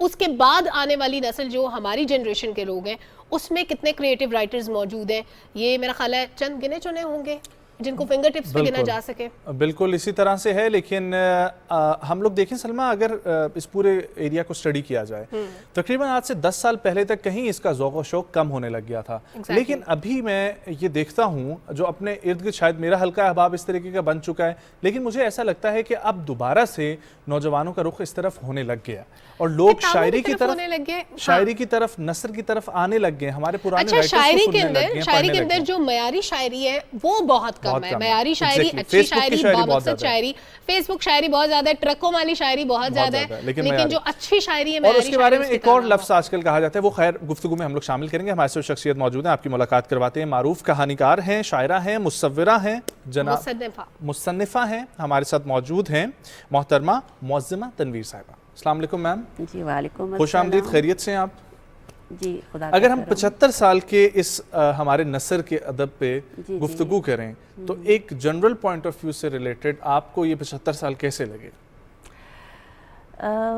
शायरी और नसर के हवाले से अगर हम थोड़ा सा पीछे जाएं तो बड़े खूबसूरत अदवार गुजरे हैं, बहुत खूबसूरत गुजरे, और उर्दू अदब ने एक क्लासिकी अहद देखा है और वो ख़जाना हमारे पास मौजूद है, नो डाउट। लेकिन मौजूदा अहद तक आते आते कुछ अदब के हवाले से कह लीजिए कि उस तरह की क्लासिकियत नज़र नहीं आ रही। उसकी कई वजूहात हो सकती हैं। ख़ास तौर पर इस अहद में मुझे ऐसा लगता है कि नसर को नज़रअंदाज किया जा रहा है, जिसकी वजह से हम अफ़कार ताज़ा से जैसे महरूम होते चले जा रहे हैं। देखिए, शायरी करने के लिए भी नसर का पढ़ना ज़रूरी है। जब तक आप कहानी नहीं पढ़ेंगे, जब तक आप तारीख़ को नहीं पढ़ेंगे, आप अच्छा शेर कह ही नहीं सकते। सही फरमा रहे हैं। हाँ, लेकिन बदकिस्मती से हमारे यहाँ इस वक्त एक रुझान बड़ी तेज़ी से चल रहा है जिस पर हमें बात करने की ज़रूरत है। आपने स्टार्ट शायरी से लिया या नसर से लिया, और फिर जो ट्रांजिशन था दूसरी चीज़ की तरफ, शायरी या नसर की तरफ, उसकी वजह क्या थी? देखिए, शुरू में जब मैंने लिखना शुरू किया तो बस ऐसा ही था कि हम भी खुद को शायरा समझ बैठे थे कि हम बड़े कमाल के शेर कह सकते हैं, और बड़ी खुशफहमी थी। ये कॉलेज यूनिवर्सिटी का ज़माना कुछ ऐसा ही होता है जब इंसान हवाओं में उड़ रहा होता है। तो फिर ख़ुद ही एहसास हुआ कि नहीं, मुझे ऐसा लगता था कि जैसे मैं बहुत कुछ कहना चाहती थी और आज तक बहुत कुछ कहना चाहती हूँ। शायरी का दामन मुझे थोड़ा सा तंग नज़र आया। अच्छा। नसर में प्रोविज़न है आपके जी पास? जी, नसर में एक वसी मैदान है, और कह लें कि असनाफ़ नसर में बहुत तनव्वुर है। लेकिन वो एहसास का लम्हा, जी जी, वो ट्रांजिशन, जी जी, उसकी कोई ख़ास वजह बनती है? ख़ास वजह बस यही थी कि मुझे ऐसा लग रहा था कि शायरी में मैं शायद जो लगे बधे मज़ामीन हैं, मैं उन्हीं को बयान करती रहूँगी बार बार। वही हिजर व वसाल के क़िस्से और बस इस किस्म की चीज़ें चलती रहेंगी। तो नसर में मुझे वाकई कुछ करने का मौका मिला। नसर में आप ने अभी तक जितना काम किया उसमें सबसे ज़्यादा आपके दिल के करीब क्या है? कौन सी ऐसी चीज़ थी जिसमें आपको खुल के इजहार का मौका मिला जो पहले नहीं मिला था? कहानी। अच्छा, मैं आपकी बुक में एक टॉपिक देख रही थी, बुलबुल हज़ार दास्तान। हज़ार दास्तान तो ऑलरेडी एक बुक भी थी, तो ये इसके पीछे क्या कहानी है बुलबुल हज़ार दास्तान? आपने बड़ा अच्छा अफसाना देख लिया, जो कि मेरी किताब का नुमाइंदा अफसाना आप कह सकते हैं। बुलबुल हज़ार दास्तान दरअसल उर्दू के, फ़ारसी के और हिंदी के, कह लीजिए इवन अरबी के क्लासिकी दौर की कहानी है। तो इसमें मैं तलाश कर रही थी कि शायरी में औरत का क्या तस्वुर पेश किया गया है। सही। तो मेरी कोशिश थी कि शायद मुझे कुछ ऐसे अशार मिलें, कुछ ऐसी शायरी पढ़ने को मिले जिसमें औरत की खूबसूरती से हटकर, उसकी ज़ाहरी हुस्न जमाल से हटकर उसके जहन को समझने के हवाले से बात की गई हो।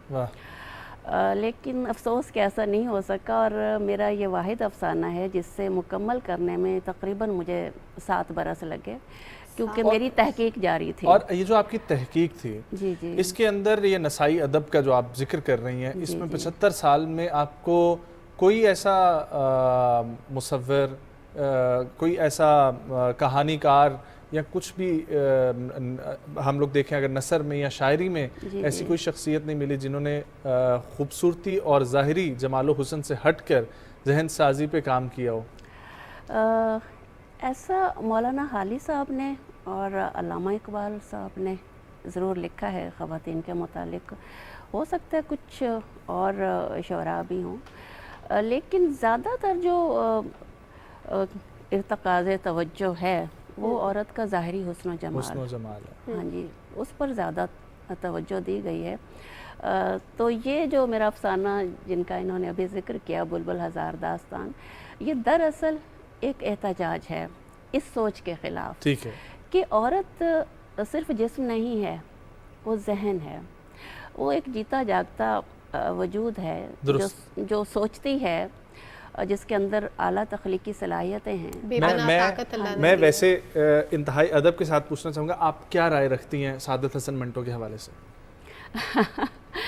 सादत हसन मंटो हकीकत निगार, अफसाना निगार हैं और अच्छा लिखा उन्होंने अपने हकीकत निगार, मेरा ख्याल है अच्छा वर्ड था, उन्होंने इसी में एक्सप्लेन कर दिया। जी, अगरचे उन पर इल्ज़ामात भी आयद होते हैं और मतलब उनके अदब को फहाशी से भी कंसीडर किया जाता है, लेकिन उसके दूसरी तरफ लेकिन दूसरी तरफ अगर हम लोग ये देखें तो मेरा ख्याल है कि सादत हसन मंटो की बड़ी खुशकिस्मती है कि कोर्ट में दलाइल देने के लिए उनकी तरफ से फैज़ अहमद फैज़ तक मौजूद हुआ करते थे। और अगर आपने मंटो पे बनी फिल्म देखी हो तो आप ज़्यादा इंस्पायर हो जाएंगे। लेकिन मौज़मा साहिबा क्योंकि खुद शायरा भी हैं, नसर निगार भी हैं, अफसाने बड़े खूबसूरत आपका मजमुआ ये जिसको आपको मुकम्मल करने में इतना अरसा लगा।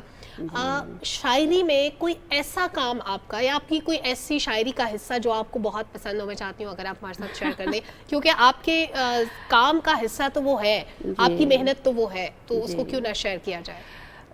दरअसल ऐसा है कि मैं अपनी शायरी को ज़्यादा मंजर आम पर नहीं लाती। उसकी वजह? और उसकी वजह यही है कि मैं नसर को उजागर करना चाह रही हूँ और इस दौर में ख़ास तौर पर जबकि हर तरफ कह लीजिए कि शायरी का चर्चा है। आप नसर निगार वैसे आपके पेयर सर्कल में आपको नज़र आते हैं अच्छे नसर निगार? हैं मगर बहुत कम है। हाँ, और उसमें भी क्वालिटी वर्क की जब आप बात करते हैं तो और तादाद कम हो जाती है। देखिए, जो मैंने नसर के हवाले से काम किया है, ख़ास तौर पर इस किताब के हवाले से या मेरी आइंदा आने वाली जो किताबें हैं, मैं सिर्फ कहानी नहीं लिख रही हूँ, मैं उर्दू ज़बान के आया के लिए काम कर रही हूँ। और मैंने जो ज़रबुल अमसाल हैं, जो मुहावरात हैं, जो हमारी नज़रों से ओझल हो चुके हैं और अब हम उन्हें बोलते नहीं हैं, यहाँ तक मसलन उर्दू के, मैं बताऊंगी, उर्दू के बहुत सारे अल्फाज जिन्हें मतरूक कह के नज़रअंदाज कर दिया गया है। देखिए, लफ्ज़ तब जिंदा रहता है जब आप उसे बरतेंगे। अगर किसी लफ्ज़ को बोला नहीं जाएगा तो वो तो मर जाएगा। और इस वक्त हो ये रहा है कि हम बुरी तरह से मरूबियत का शिकार हैं। देखिए, दूसरी ज़ुबानें सीखना बहुत ज़रूरी है। ये अहद जदीद के तकाज़ों के साथ हम आहंग होना चाहिए हम सबको, लेकिन इसका ये मतलब नहीं कि हम अपनी प्यारी ज़ुबान को, जो हमारा कीमती असासा है, उसे नज़रअंदाज करें या उसे कम अहम समझें। अच्छा, मुझे एक और चीज़ आप समझाएं। आप माशाल्लाह से शायरा भी हैं और ख़ुद लिखती भी हैं, तो मुझे ये समझना है कि हमेशा जब भी मैं नज़र डालता हूँ अपनी पंजाबी शायरी या किसी भी शायरी के हवाले से और इश्क़ हकीकी में जब जाके उसको देखा जाए, तो हमेशा रब के साथ ताल्लुक़ जोड़ने में जो शायर ने अपने अल्फाज लिखे हैं उसमें जो उसके मांगने का तसव्वुर है या जो उसमें ख्याल है, वो हमेशा उसने औरत का रूप ढाल के क्यों किया है? मैं ये कहूँगी कि शायद औरत, मियाँ मोहम्मद बख्श का हम कलाम देखें। जी, मैंने हमेशा इसी तरह से देखा। ख़ास तौर पर आपने पंजाबी शायरी के हवाले से बात की, तो इसमें औरत को ऐसे रूप में दिखाया जाता है जैसे वो इश्क की इंतहा कर देती है। और इश्क जो है वो औरत पर ख़त्म है। ये मैंने अपने किसी अफसाने में भी लिखा है कि जितनी मोहब्बत औरत कर सकती है इतनी शायद कोई और कर नहीं सकता। उसकी वजह यह है कि खुदा ने उसके अंदर ममता को रखा है। औरत के अंदर की जो माँ है वो उससे पूरी कायनात से प्यार करने पर उकसाती है। तो इस हवाले से ये बात बिल्कुल दुरुस्त है। अलबत्ता जो उर्दू शायरी का क्लासिकी महबूब है उसने तो जुल्म सितम की इंतहा कर अच्छा, मुझे तो आजकल ये लगता है कि शायरी में अब लोग ख्याल से नहीं सोचते, बस वो एक लफ्ज़ उठाते हैं और फिर उसी जैसे मुख्तलिफ वो क्या कहते हैं उस लफ्ज़ को जो एक आखिरी काफिया बनता है, रदीफ बनता है, रदीफ और काफिया, तो उसमें बस एक जैसे अल्फाज आप उठा के वो पहले रख लेते हैं और फिर उसके ऊपर शेर जो है मैंने ना वो खाना सेट करते खाया, जाते मैंने हैं। पानी पिया, तो ये शेर हो गया। अच्छा, इस पे मुझे एक मुहावरा याद आ रहा है कि कहीं की ईंट कहीं का रोड़ा, भानुमती ने कुंभा जोड़ा। ये बहुत इंटरेस्टिंग लगता है मुझे भी। बाद में और एक और भी है, ना नौमन तेल होगा ना राधा नाचेगी, इसमें भी मुझे बड़ी हंसी आती है। जी, इसमें भी देखिए अगर आप मेहनत नहीं करेंगे, अब वही बात हमने जो शुरू में की कि अगर नसर नहीं पढ़ी जाएगी तो उम्दा शायरी हो ही नहीं सकती। अच्छा। इस तरफ किसी का ध्यान अगर होगा तो वही कामयाब शायर होगा। मुअज़्ज़मा साहिबा, वक्त मुख्तसर है, कुछ ऐसी किताबें जिनको उर्दू अदब का शाहकार कहा जाता है, लाइक शहाबनामा, अगर किसी ने नहीं पढ़ा तो हम कहते हैं कि इसने बहुत इंपॉर्टेंट चीज़ मिस कर दी। इस तरह की नंबर ऑफ बुक्स हैं जिनका हम अगर लिस्ट बताएं तो मेरा ख्याल है कि वो वक्त मुख्तसर है। नजम जी, वक्त मुख्तसर है, लेकिन हम एक सवाल जो है बिल्कुल यही तो अगर इस तरह की आप चंद किताबें जो आपको बहुत पसंद हो, अगर आप उनके बारे में। मुझे बहुत सारी किताबें पसंद आईं और पढ़ी, ख़ास तौर पर जो मेरा कह लीजिए मौज़ूए मुताला है वो इंसानी तमद्दुन की तारीख़ है, तो उस हवाले से मैं किताबें पढ़ना पसंद करती हूँ। सैयद अली अब्बास जलालपुरी को मैंने बहुत पढ़ा। इसके अलावा गालिब अगरचे शायर हैं, उनके खतूत, शायर तो वो अच्छा है पर नाम बहुत है, लेकिन उनके खतूत माशाल्लाह क्या उसमें तारीख़ उन्होंने सारी बयान की है। तो इसी तरह से आलमी अदब में मौपसा को देख लीजिए, हमारे अपने बहुत सारे खूबसूरत लिखारी हैं माजी के, ख़ास तौर पर मुंशी प्रेमचंद को आप पढ़ें, ग़ुलाम अब्बास को, उनका अफसाना ज़बरदस्त है, मंटो साहब हैं। तो इसी तरह ख़वातीन के भी कई नुमाया नाम हैं। शायरी में भी ख़वातीन ने बहुत अच्छा काम किया है, लेकिन इस अहद में भी अगरचे बहुत अच्छा काम हो रहा है, शायरी में हो रहा है, लेकिन मैं फिर ये कहूँगी कि नसर में नहीं हो रहा। और तो नसर में हमें मज़ीद लोगों की ज़रूरत, क्योंकि नसर अगर मजबूत होगी तो शायरी भी मजबूत होगी। और ख़ास तौर पर जो जाते जाते मैं एक बात कहूँगी कि हम बच्चों पर बड़ा जुल्म कर रहे हैं अदब के हवाले से।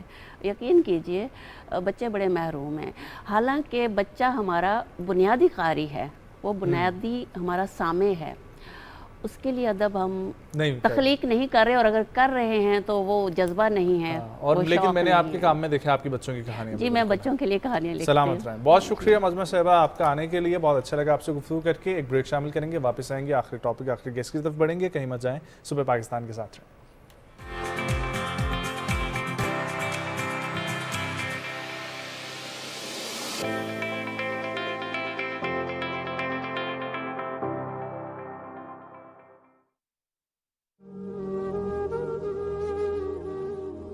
अस्सलाम वालेकुम नाज़रीन, क़याम पाकिस्तान से लेकर आज तक पाक अफ़वाज ने पाकिस्तान की सलामती के लिए, पाकिस्तान की तरक्की के लिए, पाकिस्तान के तहफ़्फ़ुज़ के लिए, पाकिस्तान को मजबूत बनाने के लिए जो किरदार अदा किया है, इसके लिए मैं पाक अफ़वाज को ख़राज तहसीन पेश करता हूँ।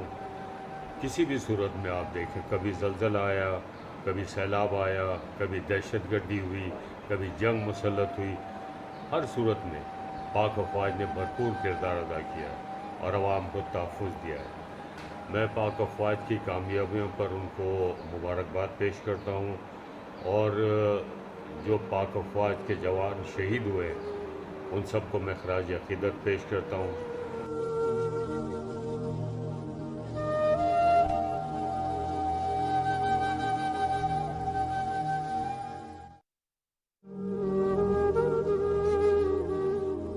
मैं नर्मला मगानी, और सबसे पहले मैं एक पाकिस्तानी हूँ। मुझे बड़ा फ़ख्र है अपनी पाक फौज पर।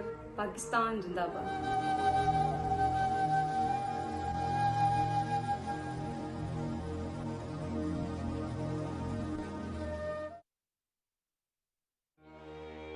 इस दौर में जो लोग हंसी बिखेरते हैं चेहरों पर, लोगों को खुश करते हैं, उनको हंसाते हैं, वो सिर्फ आर्ट नहीं है, वो सवाब भी है। जब उमर शरीफ पाकिस्तान के वो वाहिद आर्टिस्ट हैं, जब उन्होंने थिएटर स्टार्ट किया तो जितने सिनेमा थे कराची में, उसमें ज़्यादातर सिनेमा थिएटर में कन्वर्ट हुए। हमारे ड्रामों में वल्गैरिटी कभी भी नहीं होती। पहले इस चीज़ का बहुत ख्याल रखा जाता था और फैमिली कंटेंट क्रिएट किया जाता था। कोई बेहतर आर्टिस्ट होता है, मतलब एक बड़ा नाम जिसे आप कहते हैं सुपरस्टार, वो उस वक्त काम चलते काम से एकदम अल्लाह ताला बुला लेते हैं तो थोड़ा हिलजुल तो होगी ना। ये देखिए, लीडरशिप क्वालिटी हर किसी में नहीं होती।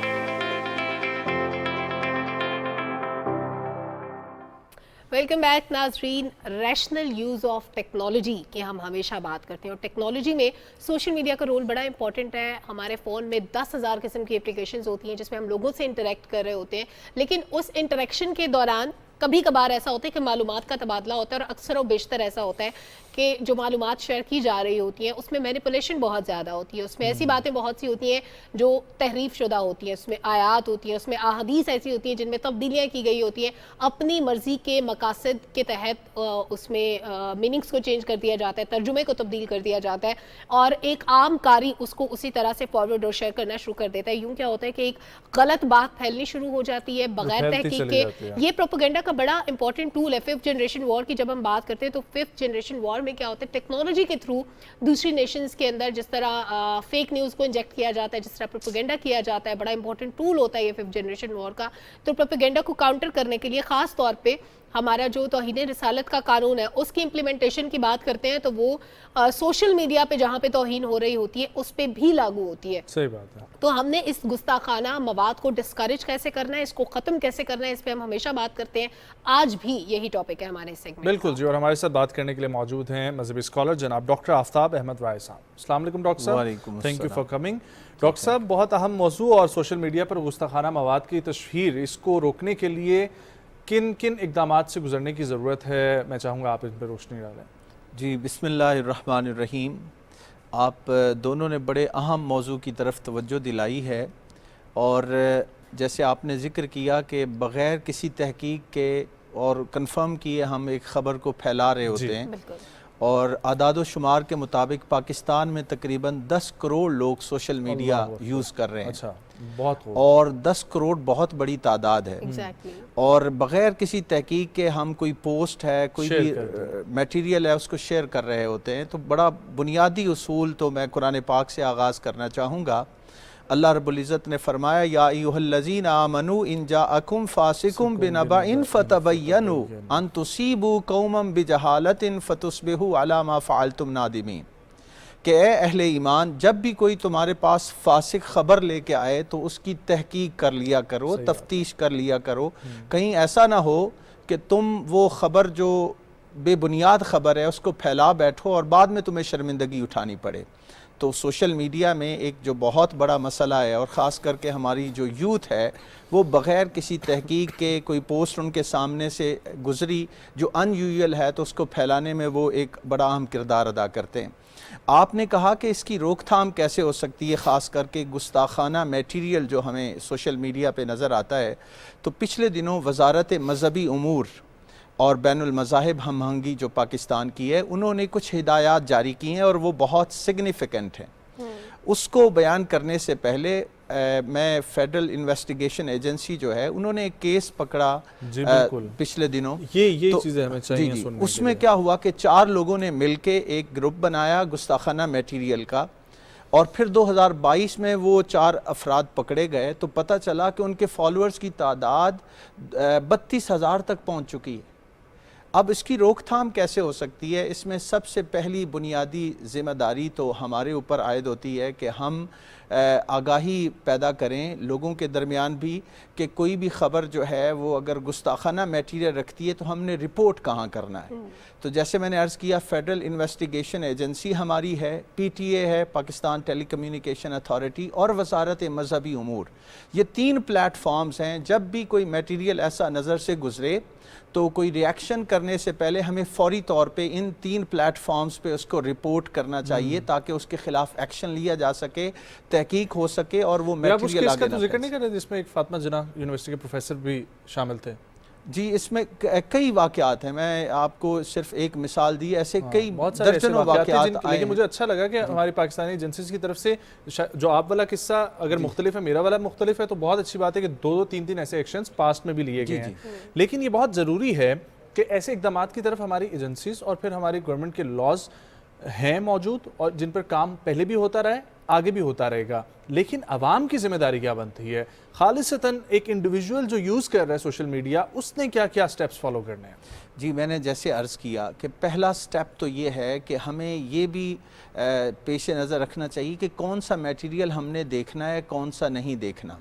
एक तो ये बड़ी ज़िम्मेदारी है, और ख़ास करके बच्चे जो हैं, जो अभी बालिग नहीं हुए या अभी इमेच्योर हैं, वो जब सोशल मीडिया का और मोबाइल का, लैपटॉप्स का, इन चीज़ों का इस्तेमाल कर रहे हैं, तो उसमें देखना होगा पेरेंट्स की ज़िम्मेदारी क्या बनती है कि वो अपनी ज़िम्मेदारी निभाएं और उस पर कड़ी नज़र रखें कि वो क्या मटेरियल देख रहे हैं, क्या वो देखने के काबिल है या नहीं। ये पेरेंट्स को भी लिटरेसी होनी चाहिए ना सोशल मीडिया यूज़ करने की। अनफॉर्चुनेटली होता क्या है कि माएँ जो घरों में रहती हैं, हाउस वाइफ्स हैं, वो अपने घर के काम काज में मसरूफ़ होती हैं, तो बच्चों को मोबाइल पकड़ा दिया, टैब दे दिया, इस तरह की चीज़ें दे दी और कहा कि बस ये कार्टून देख रहा है। अब देखने में और रिपोर्ट्स ये आई हैं कि बहुत से कार्टून जो हैं वो गुस्ताखाना नेचर के हैं, इंडियन कंटेंट ज़्यादा है। जी, उसके अंदर बहुत ज़्यादा ऐसा मटेरियल आ रहा है। फिर ये है कि उसमें न्यूडिटी का पहलू जो है, पॉर्न वीडियोस वगैरह का, उसके असरात मुरतब होते हैं, और फिर वो गुस्ताखाना जो मटेरियल देखते हुए बच्चे उसको ऑप्ट कर लेते हैं, कॉन्शियसली और अनकॉन्शियसली। एक तो वालिदैन की जिम्मेदारी बड़ी अहम है, और दूसरी बात यह है कि जब आप कोई भी मटेरियल देख रहे हैं तो हमें एज अ मुस्लिम ये अपने बच्चों को भी, ख़ुद को भी ट्रेन करना होगा कि अल्लाह की ज़ात हमें देख रही है, और इसके बहुत ज़्यादा असरात हमारी सेहत पर भी, हमारी अखलाकियात पर भी मुरतब हो रही हैं।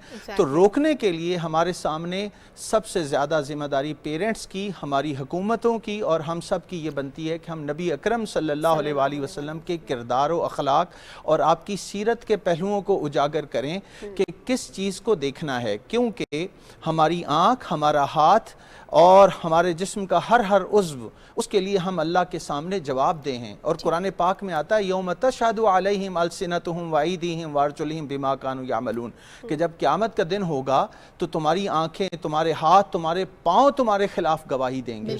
तो बंदा कहेगा कि ए हाथ, ये आंखें, ये तुम तो मेरे साथ शरीक थे। उन्होंने कहा कि हम बेजुबान थे, आज अल्लाह ने हमें जुबान दी है।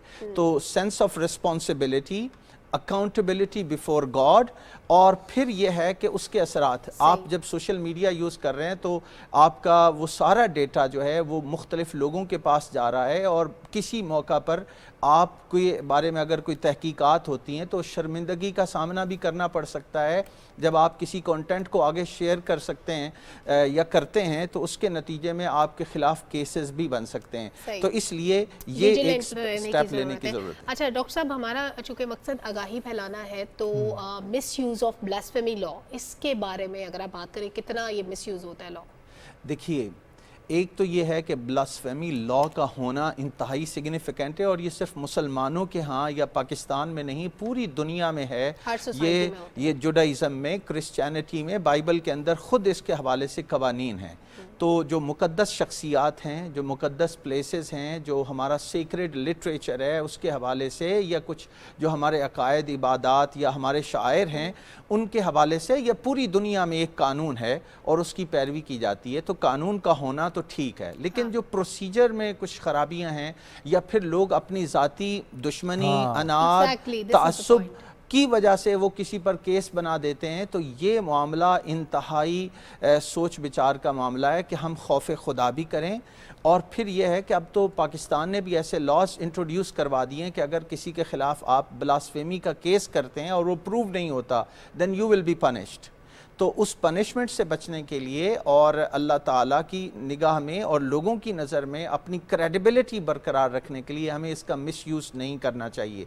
और दूसरी बात यह है कि अगर आपको लगता है कि कोई कंटेंट जो है गुस्ताखाना है, तो हमें कानून को हाथ में नहीं लेना चाहिए। अगर हम पिछली अपनी हिस्ट्री देखें और वाक़यात देखें, ये पिछले दिनों भी ऐसे वाक़यात हुए, सियासी जमात के जलसों में भी हुए, मजहबी हवाले से भी हुए, तो वहाँ क्या हुआ कि किसी को लगा कि ये गुस्ताखाना मटेरियल है।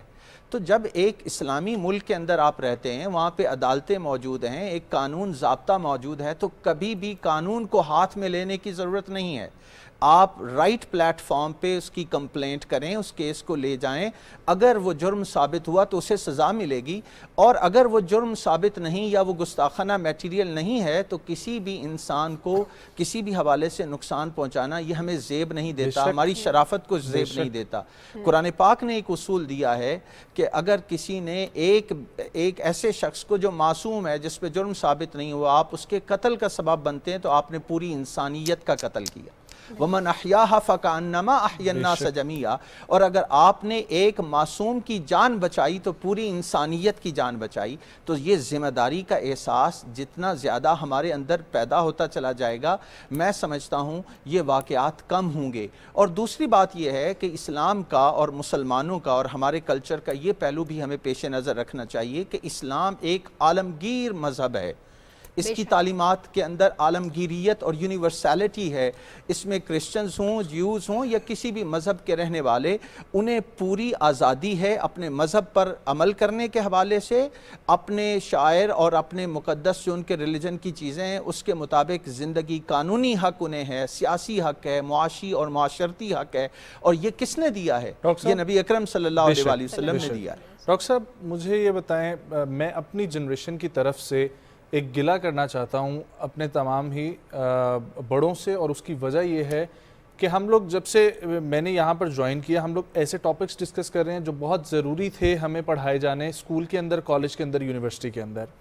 हम लोग डिफरेंट अपने टॉपिक्स डिस्कस करते हैं जिसमें एजुकेशन ही हमारा मकसद होता है। उसमें हमारा एक टॉपिक चल रहा है एक्सट्रीमिज़म कैसे कंट्रोल की जा सकती है, पेरेंटिंग एक हमारा टॉपिक है, एक हमारा ये टॉपिक है। जी। लेकिन ये मुझे अपनी सारी एजुकेशन में ना स्कूल में पढ़ाया गया, किसी ने बताया, ना कॉलेज में, ना यूनिवर्सिटी के अंदर किसी प्रोफेसर ने आके इसके ऊपर लेक्चर दिए या सेमिनार्स मुनक्कद किए गए।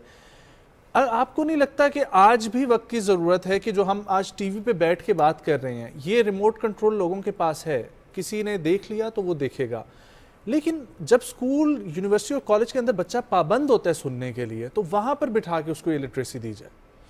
जी, ये आपने बहुत अहम पहलू की तरफ तवज्जो दिलाई है। असल में बात यह है कि एक तो ये इस तरह की शिद्दत पसंदी के वाक़यात पिछले हालिया दिनों में कुछ बढ़ गए हैं, और पहले क्योंकि इतनी ज़्यादा आगाही और अवेयरनेस नहीं थी, सोशल मीडिया इस तरह नहीं था, तो इतने ज़्यादा उसकी ज़रूरत महसूस नहीं की गई। ज़ाहिर है कि हमारे बड़ों ने बहुत अहम जिम्मेदारियां निभाई भी हैं, उसका हमें इदराक होना चाहिए और उसका इतराफ़ करना चाहिए। बाकी ये कि जब जब मसाइल पैदा होते हैं उनको एड्रेस करना उस वक्त की ज़रूरत है, और जो उस वक्त मसाइल हुए उन्होंने अपनी तय कोशिश की, वो किस हद तक कामयाब हुए, किस हद तक नहीं हुए, ये तो तारीख फैसला करेगी।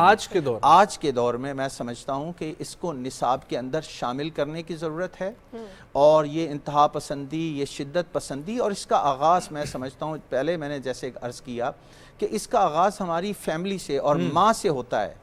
यानी माँ पहली गोद है एक बच्चे की लर्निंग।